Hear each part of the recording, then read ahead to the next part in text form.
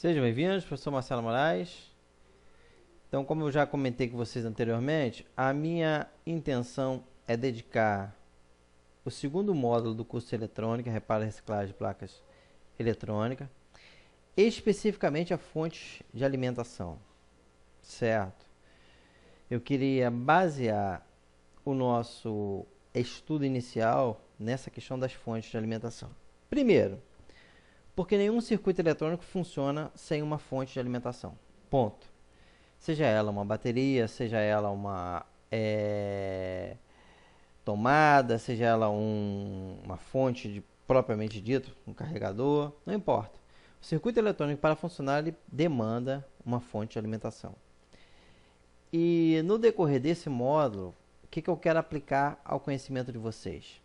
O domínio total do reparo na fonte de alimentação, seja ela da mais simples até a mais elaborada e complexa. Exemplo, uma fonte de computador.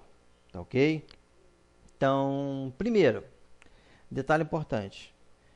Muitas das vezes as pessoas não têm a visão além do alcance. Costumo sempre brincar com isso. Eu não estou ensinando você para consertar fonte de cliente. Não é isso. Estou fazendo um curso onde você vai pegar um computador com a fonte com defeito e você vai consertar para aplicar no computador do cliente. Não é isso. Se você achar que é isso, você não fixou aquela questão da lei Hermes-Vidal. Lembra que eu falei lá no primeiro módulo?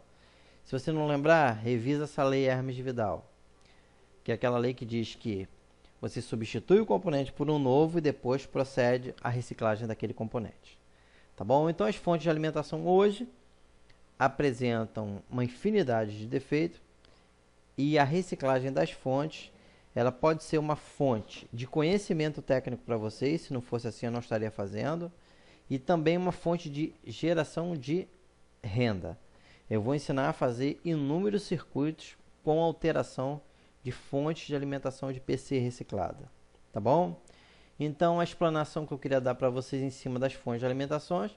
Primeiro, conhecer os componentes, diagramar, conhecer efetivamente, fazer a substituição dos componentes, identificação e especificar detalhadamente a função de cada componente e principalmente a função de cada circuito de uma fonte. Uma fonte de alimentação de PC é extremamente elaborada, certo? E nós vamos aprender a pegar da entrada até a saída e entender tudo isso, certo? É lógico que nós estamos iniciando na parte mais teórica. No entanto, mais adiante nós vamos estar passando para vocês desmontar e montar uma fonte de PC, uma fonte chaveada ou fonte comutada, como preferem os espanhóis.